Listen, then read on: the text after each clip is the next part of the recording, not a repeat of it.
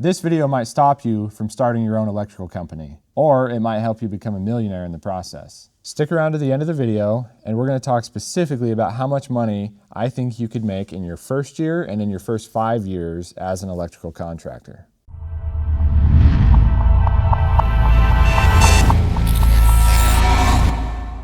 My name's Todd. I've been managing Treasure Valley Electric for about 5 years now. My dad started the company in 2003, and we've been in business for, well, what's that make, 22 years, 23 years. My dad's nearing retirement, so I am full-on manager right now. I have learned a lot in the last 5 years as I've been doing this, and I've made a lot of changes for the better, but I've also made some mistakes along the way. And so I think in this video I can help explain to someone that's maybe just starting out or thinking about starting their own business some of the goods and bads and just general things you need to know as you build your own electrical contracting business. But where do we start? It can be really intimidating because there is honestly a lot that goes into it. So the first thing I want you to ask yourself before we start anything is why? Why do you want to do this? Are you tired of not making as much money as you think you could? Or, are you just bored? I mean, do you just want something more exciting in general so that you feel more fulfilled in life? You need to think about that and really iron down the reason you want to do this, because you are going to take risk by starting your own company. And when you take risk, you want to be as educated as you can before actually jumping in and doing it. There's going to be risk no matter what. You can't take the risk away, but that's part of the excitement. And that's also part of the reason why maybe you could reward more in the end for taking that risk and starting your own business. Risk, reward. Think about that. Number one is why. Think about your why and get that figured out. The second thing I think you should think about is, who are you? What is your personality? What are you hoping to get out of being a business owner and a contractor? If you're someone that likes the enjoyment of doing a little bit of everything and you're okay with dealing with a pretty high amount of stress and talking to people and talking about money, making hard decisions, then honestly, yeah, being a business owner is probably right up your alley. But if you're someone that wants to clock out every day at 5 o'clock and go home and not think about work until the next morning at 7 or whatever time you start, then being a business owner might not be the best fit. Because as a business owner, you do take on essentially all of the responsibility for your business. So you have to be willing to work after hours. You have to be willing to stress and think about the company when you're laying in bed. It might not always be like that, but starting out, it's definitely going to take quite a bit of work and stress and anxiety, and it can be pretty rough to get going, but you can do it. So you really need to think, number two, again, is your personality. Who are you, and are you going to be a good fit as a business owner? Number three, with this specifically, you need to think about what niche you want to focus on in electricity. Do you want to be a service electrician? Do you want to be a house builder? Do you want to do spec homes and crank out 10 houses a week? Do you want to do custom homes? Do you want to do commercial work? Do you want to do industrial work?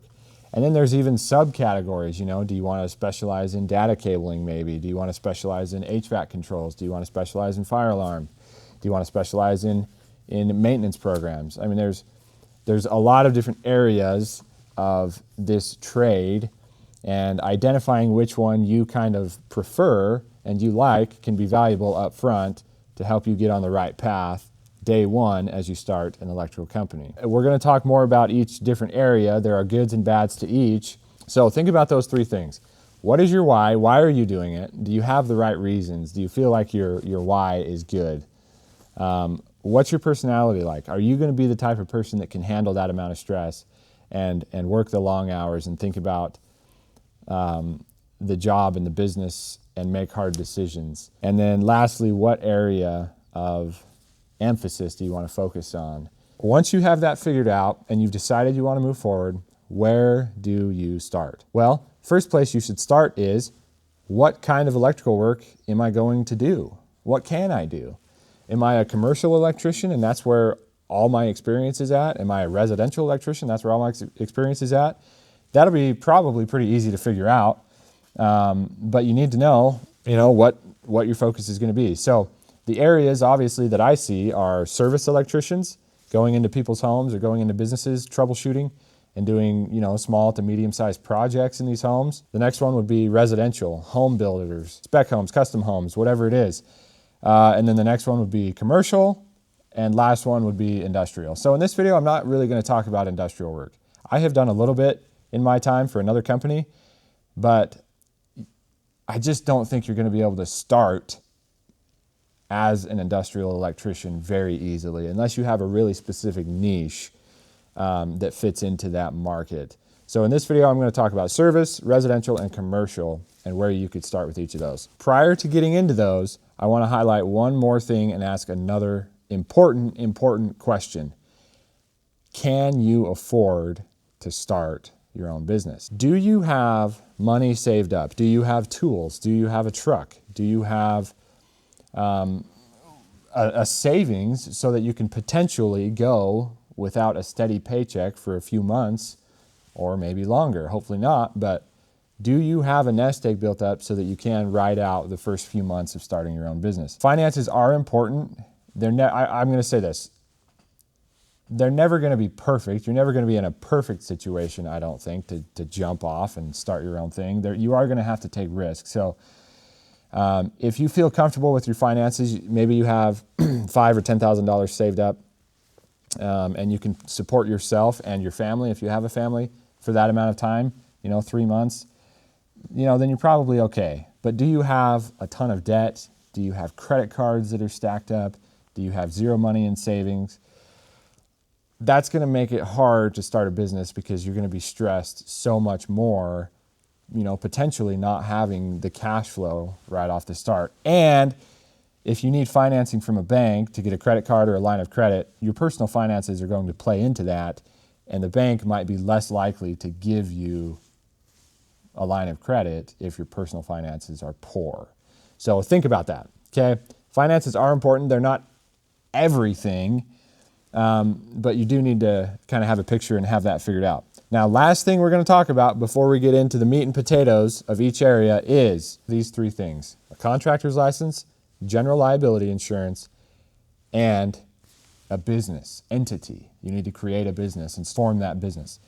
Okay, so I can't speak too much on getting your contractor's license. That depends on what state you are in. I also can't speak too much about the insurance requirements of the state you live in. I know in Idaho, where I live, you can get your contractor's license pretty quickly after getting your journeyman's license. It's fairly easy. And then you have to show proof of liability insurance so that you can actually operate as a contractor in the state of Idaho. It's not horribly expensive to get that insurance, but it is an expense. You should be thinking about it. And then number 3 is the business entity. This is going to be fairly accurate information no matter where you live in the United States. There's a sole proprietorship you could start where you kind of take the business on as yourself, but your assets, your personal assets, could be liable if things go south in a sole proprietorship. You could do a partnership where you and a partner have a partnership, obviously.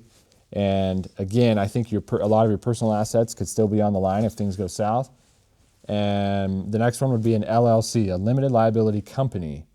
Okay, limited liability means limited liability. If things go south in your business, a lot of your personal, if not all of your personal assets could be protected or should be protected. I would argue that that's one of the most common business types to form, is a limited liability company.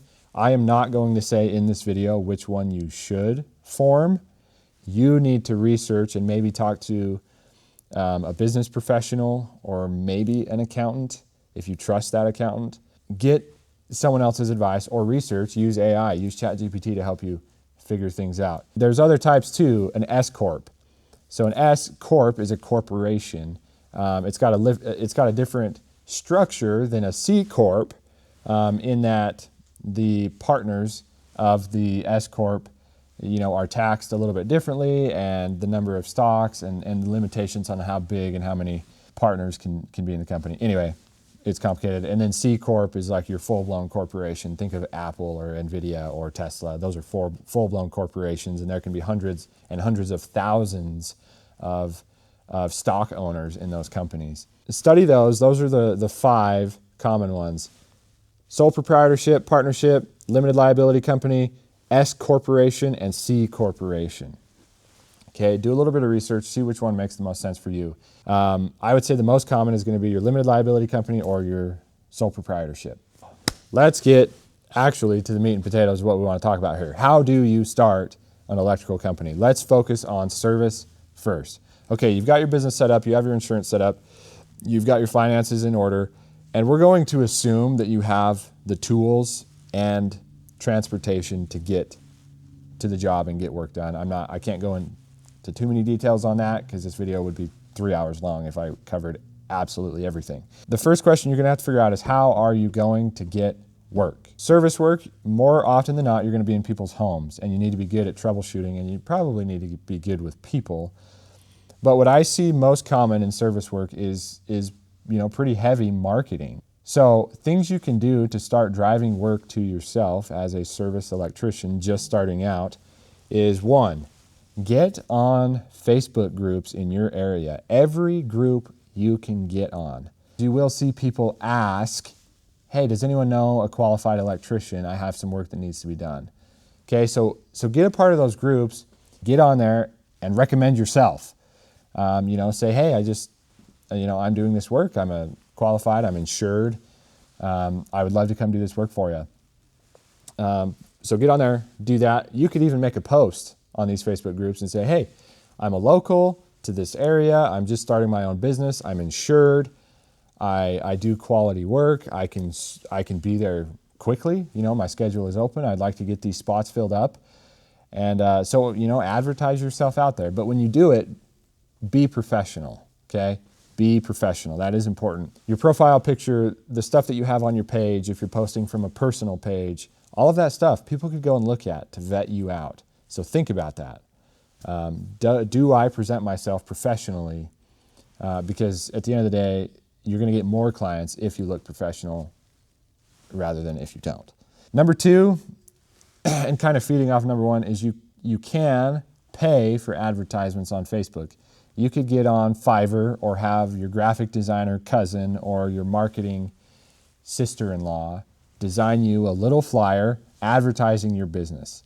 And you could post that, again, for free on Facebook, or you could do a paid advertisement and get your name out there. Not a guaranteed, but again, it's another option of a place you could start. And I have done this. I have done all of this so far that I've talked about. And it's not lights out. It depends entirely, but I've seen success. I've also had some failures with it too, so it kind of depends. Then think of all the other places you could post your service for free to get your name out there. There's Nextdoor, if you want to do advertisements on Nextdoor, or just find people in different communities on Nextdoor and have them advertise for you. If it's a family member or a close friend, say, hey, could you post my business on your community page? It would really mean a lot to me if I could get my name out there more in your community. And so that word of mouth, that warm referral from someone already in their community is going to be a lot more valuable than just a cold call that they see on Facebook on an advertisement. So the third one I want to talk about is services like Angie's List, or now it's called Angie. We've been reached out by companies like this many times. They will call you and say, hey, I have work for you. Right now, can you do this work? Can you whatever? And then they want you to sign up for their service and you have to pay them to get the work. I have never personally done it, okay? But I know it is very common. And Angie is a humongous website and it's a huge resource. So I'm putting it out here as an option, not because I've done it, because I see it. And I know it's successful based on the business that Angie has built. They're obviously doing something right and they're having success. And it's making sense. So you could subscribe to a service like Angie and get listed as a preferred contractor and get work that way. So another idea, and I'm just going to run through a couple more. Another idea would be direct mail. You can get on, and the United States Postal Service has a service for you to send out a flyer in hundreds of mailboxes. You have to get the flyers printed. You can do it at Staples. They have a service specifically for direct mail with the Postal Service. But you could have flyers put in everyone's mailbox in certain areas. It all happens on the same day, and you get to pick exactly where those go. The conversion rate on those is pretty low. The conversion rate on most advertising is pretty low for the record. But if you're able to convert 1% of 700 flyers, that's 7 people who might give you a call. So you kind of have to, there's things like that can be beneficial. I have done those as well. I haven't had great success. That kind of depends on who you're targeting and what specifically you're trying to do. Home shows. Get your name out there on home shows. Any way you can go to these community events and show yourself and be there and meet people. Have business cards ready to hand out, offer discounts, offer incentives. Like, hey, if you have me over in the next whatever, I'll do a free panel inspection. Things like that. Get your name out there, get in the community. Number 2, residential. You want to go and you want to be a home builder and wire homes. How do you get business? Okay, well, this one, honestly, the best thing you can do is find builders. Who is building homes in your area, and reach out to them and talk to them and say, hey, I would like to have the opportunity to work on some of your projects. Get your foot in the door by offering like, hey, I'm available right now. I would love to help you out and show you that I'm the real deal, and kind of get them to take a chance on you. If you land a job, do a good job, okay? Your quality of work and your punctuality and your professionalism are going to carry you in this industry, and especially in the home building. You want to build relationships with builders who do good work and know that you do good work. They're going to keep you coming back if you do good work. So if they let you get your foot in the door with a small project, knock it out of the park. Treat them like they are your one and only priority in life, and take care of that job. Residential, what I see, you got to start making connections with builders. Pick up the phone, call one of your local builders, whoever it is, KW Construction. Pick up the phone and say, hey, my name's Todd with Treasure Valley Electric. I've seen your homes in the area. I like the work that you guys do. I just started my own contracting business. I'm licensed, I'm insured. I would like a chance to work with you guys and show you that I do good work and I could be an asset to your company. Be as educated as you can when you talk to these people. Research their business. Show them that you are serious and you're professional about them. Okay, people like it's very impressive when someone comes in and has researched you and knows who you are and who your company is. So the little things like that can help you stand out when there's a lot of competition. I mean, heck, if that builder is on Instagram or TikTok, send them a direct message and say, hey, I love your content. I'm a new contractor. Could we start a relationship here, and could I do some work for you? All right, number 3, commercial. Commercial is interesting. Commercial is primarily what we do, and so I'm pretty experienced on getting work as a commercial electrician. So let's start. Where do we go? What do we do? Most commercial electrical work is bid work. It's contract work. So there's going to be some nuances there that you're not going to see a lot of times with residential and service. But don't worry, you can do it. It is doable. It is manageable.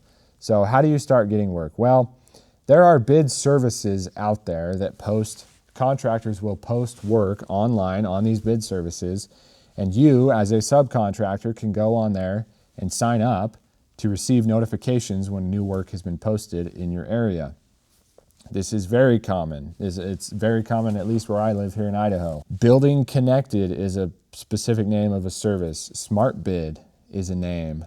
And there's more. I don't know all of them, so bear with me. But we use Building Connected a lot, and Smart Bid. So find these services in your area and figure out how to get on the list. That would be number 1. See what the services are, what are the contractors in your area using, and get on those services. A lot of them, some of them you have to pay for. I don't think all of them you do. They're usually not horribly expensive, so don't be too scared, but figure it out. But that is very common. The contractors will post it out there as a public bid, and anyone that's on that service can accept or reject that bid and take the opportunity to bid the job. Another one, relationship. Reach out and say, hey, I'm a commercial electrical contractor. I'd like to get on your bid list. A lot of estimators for general contractors have a bid list. It's a list of subcontractors they send their bids to. Tell them who you are and what size projects you want to work with. But when you call a general contractor, that does commercial work, ask for their estimating team, someone on their estimating team. More often than not, they're like, oh, great, let's do it. Yeah, I need another electrician. I need this, whatever it is. Special item. I think this one's kind of cool if you really want to get started in the commercial side. I don't know, maybe not, but I think this one's good. And I think there's a lot of opportunity for this one to start small and work your way in, okay? So here's what it is. Reach out to companies that do data cabling. We have companies in the Valley here that do, low voltage data cabling, fiber, or, obviously Cat 6. And a lot of times those guys are bidding jobs that require conduit, and they don't want to run conduit. They're data guys. They're not conduit guys. Electricians are conduit guys. Reach out to those companies, say, hey, I'm an electrician in the Valley here. Do you guys need someone to run conduit for you? And they're like, oh, yes, please. We hate running conduit. And then they're like, we've got a job right now that we're bidding. Can we send it to you? Like, yeah, absolutely. Send it to me. This one's kind of niche, but I think it's a really good way to get started and to get some smaller jobs and kind of get cash flowing as you work into some full-on commercial electrical projects. And I seriously think it's a pretty high success rate opportunity. It depends on your area. It depends on the cabling, the businesses that do this cabling work in your area. Maybe they've already got deals figured out. That's a little special tip for me. I'm actually, that's my favorite one so far that I've offered. All right, so that's my ideas of getting started. How do you get work? Service, residential, commercial. There's a lot more that goes into this, but that's the basics. If you're gonna do commercial work, estimating is a part of that. And I can't really cover all that goes into estimating in this video because it would be a million hours longer. Now, you do need to know how to accurately bid all of these, service, residential, and commercial. That, my friends, is the age-old question, how much do I charge to do this work? So let's talk about it. Probably gonna make a separate video that goes more into detail on this. So I'm gonna make this like the Spark Notes version. But here's what you need to do to figure out how much you should be charging. You need to pay, if you are going to be the electrician doing the work, assuming you're the one employee at the time you start your company, you need to know how much money you want to pay yourself hourly. What's a good journeyman wage? $45 an hour. That is what I want to put in my pocket, the owner of the business, but also the electrician in the business. I want $45 an hour in my pocket. So you've got that figured out. You know how much you want to make. All right, you're gonna write that down. You're gonna do $45 an hour, all right, or whatever it is. Maybe it's more, but be realistic in your area. Okay, now, what expenses do you have? Figure out your expenses. What are your monthly expenses? Estimate fuel cost. How much are you spending to do work in a month for fuel? Depends on where you live. You could get some pretty rough estimates. My truck gets 15 miles a gallon, blah, blah, blah. I'm driving on average 2,000 miles a month. But get some numbers together and break them down to a monthly amount. I am spending this much a month on these things. Maybe you have a software you're using like Jobber to keep track of your clients, some of your finances, all the contacts that you have made. And that is charging you, I don't know what it is, 30, 40 bucks a month. Okay, 40 bucks a month, boom. Liability insurance, how much is insurance? Boom. Cell phone, your phone, you're using that for work all the time. Honestly, that's a business expense. Put it in here, boom. Maintenance for your vehicles, take a guess, what our average maintenance costs a month for one service truck. Boom. Every expense you can think of, put it in. So you've got your monthly costs all figured up. You've got how much you want to make an hour figured up. All right, the easiest way to do this is put it in ChatGPT. Say, hey, ChatGPT, I need to figure out how much I should be charging an hour to go out and do work. This is what I want to pay myself an hour as an electrician, and put in that amount. And these are my monthly expenses, and list all of them out in as much detail as you can.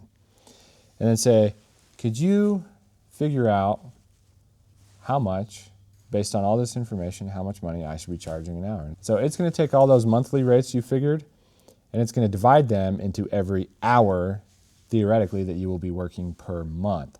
So if there's 4 weeks in a month, you work 40 hours a week, that's 160 hours a month. and it's going to break that all down. It's going to divide, okay, we're going to take your $500 liability insurance a month and we're going to divide it by 160, and that's going to break down your hourly cost of working for your liability insurance. And in this case, it's going to be 500 divided by 160, 3.125. Okay, so you know, okay, so every hour I work, I am paying $3.125 for liability insurance. I'm going to throw that on to my $45 an hour base pay. All right, then you're going to do that with fuel. You're going to do that with cell phone. You're going to do that with maintenance. You're going to do that with anything you can think of, and you're going to build up your hourly rate or your labor rate. Okay, it's not an exact science. The more exact you can be with your numbers, the more exact of a science it's going to be. But it gives you a pretty good idea of how much it actually costs to do business at the end of the day. So if you get up and you're like, oh, $75 an hour, that's where everything is at, then you should confidently know that when you go out and work, every hour you are out there, you're charging $75 an hour. You're paying for your insurance, your fuel, your X, Y, Z, W, and you're paying yourself $45 an hour in the process. So you need to pay yourself as an employee. That is an important thing to starting a business and running a business, is you do want to make some money in the process and not just run yourself dry. One tip, and this is something I see really often that drives me kind of nuts. Guys will go out and start their own contracting company, and they will just go lowball themselves into every job that they can. They'll say, oh, well, I can do it for a fraction of what the big company can do it for. I can do it for less. I can do it for less. That's a dangerous game. Not my recommendation. You can play that game for a while and you might be able to survive for a while. The odds are you're going to be a lot more stressed, you're going to be a lot more unhappy, and you're going to have a lot less money in your pocket at the end of the day if you just lowball yourself all the time. So don't give your work away for free. It bugs me when people do that, and it hurts the industry as a whole. There's no reason to give our service as electricians away for nothing. We go to school, we get an education, we put in all this work to get the license. Why are you giving it away for free? What is the reason? Pay yourself as a business owner. Pay yourself as an employee. Figured out how much you want to charge, and whether it's service, residential, commercial, now you can kind of figure out how to make a bid on any work you're doing if you need to give an estimate, or if you do time and materials, if that's the work that you get, that's good. You know a fair wage that you can charge for the work that you're doing. One thing I need to mention is this is your labor rate. This is covering the cost of the employee, which in this case is you, and all of the overhead associated with the business. You've covered that in this amount. What you haven't done is added any profit. So you might be making money personally, but is the business making money? At this point, no. The business is not making any money yet. You are paying yourself as an employee. Think of yourself when you are wearing tool bags, you are an employee of the company. Okay? But the business at this point is not making any money. So when you actually go to send the bid out, you say, oh, okay, I think it's going to take me 10 hours to do this work. Well, my labor rate is 70. 10 times 70 is 700. Okay? That's the cost of doing business. All right? The business hasn't made any money yet. The business has been able to pay its employee, which is you, and it's been able to pay its bills, which is all the overhead. Okay? But the business hasn't made any money. And if you want to grow as a business owner, the business needs to make money. You say, okay, this is going to take me 10 hours. I'm going to charge $70 an hour. Well, what do I want to actually profit on this? What does a business want to make? Okay, so you're going to mark it up. Okay, any materials you buy, mark them up. I'm not going to sit here and tell you exactly how much to mark it up. You know, you could do 20%, you could do 50%. I've even heard some people do 100%, which is doubling the cost of what you actually paid for. You do what you think you need to do.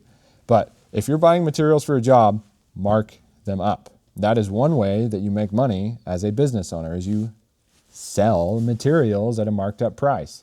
They're not going to the supply house to buy them. They're not walking into Home Depot spending an hour to get these materials. You are. So mark them up, sell them. If you work through Home Depot doesn't manufacture these materials. They get them from the manufacturer, and then they mark them up from what they paid, and they sell them to you. And you're going to do the same. You're going to mark it up, and you're going to sell it to a customer. Don't give away materials for nothing. Okay, that is one way you make money in business as a service, as a residential, or as a commercial electrician. You mark up the materials that you buy. I would recommend you start around 15 to 25%. Mark up your labor, okay? So you think it's going to take 7 hours at $70 an hour, that's $700. Now mark it up 20%, or more or less, whatever you think is right. But again, I think in that 20% spot is sweet. And that money is money that the business will make. Okay, if you've done all of this right, that 20% and the markup on the materials is money the business will take home. And that money is how you grow the business. So we've got the wheels off the ground. You have started acquiring work, which is, honestly, it's going to be hard. It's going to take time. No matter which area you're focusing on, service, residential, or commercial, it's going to take time. So just be ready for that. But the more work you put in up front to make those phone calls and do those different things, the faster you can get the wheels turning here. And then do good work, because the best way to sell yourself and get more business is by doing good work and then having word of mouth spread you to the neighbors and to the community. That's the best way to get business long term. So when you start strong and do good, honest work so people recommend you to other people. Those are the best referrals, and that's ultimately the best way to get work. I'm not going to tell you how to be an electrician. You kind of should already know that. So I'm not going to go into any details with any of that. How do you get paid? Okay, that's the next thing we're going to talk about. I'm not going to spend an insane amount of time on it, but how do you get paid? You need to have that figured out. Okay, let's go service electrician specifically. How do you get paid? I think once you perform the work, you should get paid. I think you should set the expectation up front with your customer that you would like to receive payment upon completion of work. But set the expectation up front. It's so much easier to set the expectation up front before you agree to do anything than have to try and crawl your way back at the end and be like, hey, can I get a check right now? And they're like, well, I wasn't expecting that. I've got to move money around. They'll give you 1,000 reasons in the world not to pay you. Residential work. Talk to your contractor that you're going to work with. If you're building homes or if you're doing remodels, talk to them up front about payment. How do they pay? When do they pay? What are the expectations? What do you need to show them so that they will pay you? Do they need an itemized invoice? Do they just need a basic invoice? What are they going to require? And get it figured out before you start working. I cannot stress that enough, because if you wait until the very end, it's going to be way harder. And there's a good chance, someone might be able to take advantage of you because you didn't come in prepared. Commercial work is a little bit different because most of it is going to be contract work. And I really don't have time to go into all of that. That's a whole nother video in itself. But contract work, you sign a contract, you do progress billings every month. You can only bill so much, but blah, blah, blah, blah, all these different things. So figure out how you're going to get paid. Figure out what you're going to use to process payment. If you want to do credit card, again, you might need a service like Jobber to process that payment, especially if you're a service electrician. Jobber can process credit cards for a fee, so think about that and how you're going to account for that fee in your price that you're charging, because you don't really want to be on the hook for it, or take cash or check or whatever. Set the expectation up front, get it figured out before all this starts. Okay, it's not that hard. You can do it. You can do it. You can do it. You can do it. So on payment, one thing I'll say for all of these types of work: what are you going to do when someone comes to you in the middle of the project and asks you to add something that was not initially agreed upon? Are you going to do it? With their verbal authorization, they're going to be like, no, I'll make sure you're taken care of at the end. What are you going to do? Well, again, you need to think about this beforehand. And my advice, my strong advice, is you don't do any work unless you have written authorization and written guarantee of payment for that extra work you're going to do. Residential, contractor comes to you and says, hey, could we add, the owner wants to add a recep here. Say, okay, that's not a problem. Let me write you up a change order. And if I could have you sign that before I do the work, I'd appreciate it. And I say, oh, but now we'll take care of you at the end. And say, no, I understand. It's just really for my records. I need to get this signed before I can do the work. Get them to sign it. Get them to sign it. Get them to sign it. They're going to give you 1,000 reasons not to sign it, but get them to sign it. Commercial work, same thing. It's actually in the contract in most commercial construction projects that you are not entitled to receive any payment for change order work unless you have a written authorization. So if a contractor comes to you and says, hey, can you add a recep here, here, here, and here?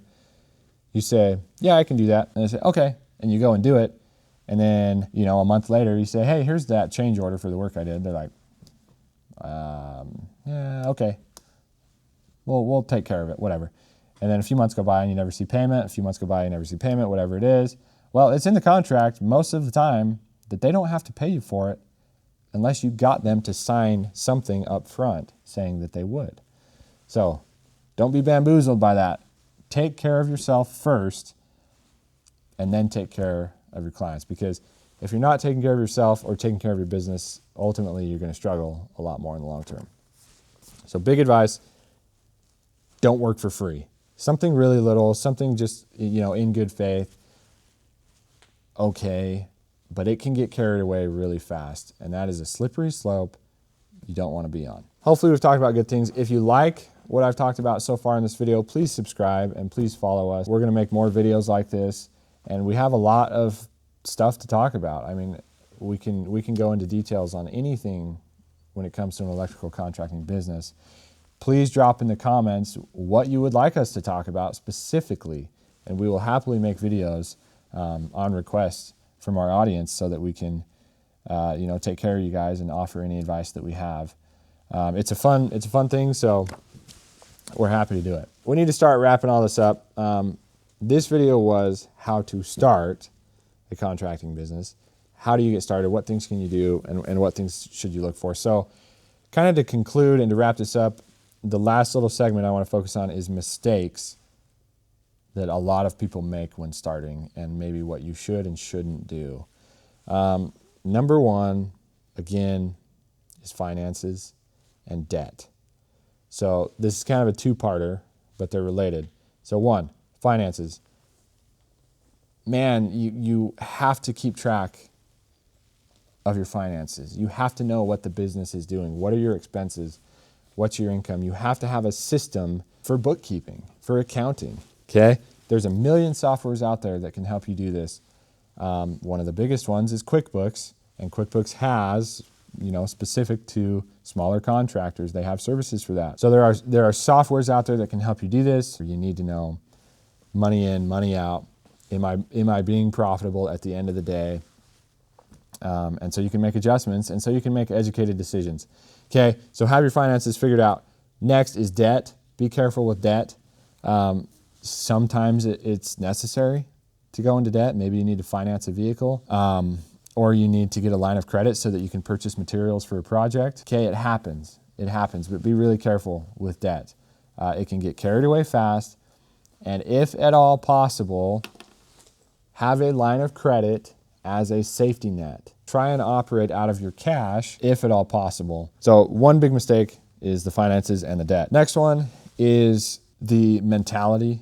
I see an owner-operator mentality so often where, and I've kind of touched on it already, where you will be out there doing the work as the owner of the business, but you won't be taking care of yourself as an employee of the business, if that makes sense.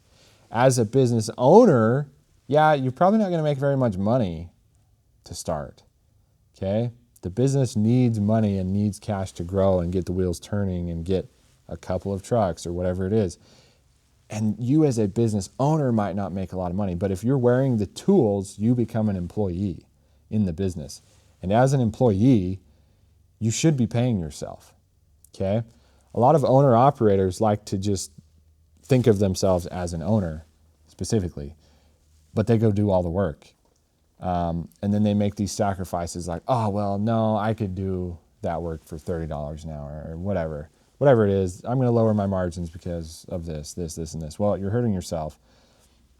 And that's a dangerous mentality. I hope that makes sense. Try and separate yourself as an owner and as an employee and look at those two differently if at all possible. The next one that I see is expecting too much too fast. I'm guilty of this.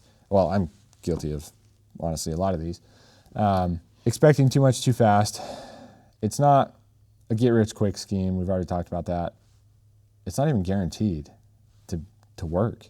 You are taking risk by starting a business, but expecting too much and expecting that you're going to just, within a year, I'm going to be able to crank out. I'm going to be a millionaire. Probably not. Okay? Probably not. So keep your expectations grounded.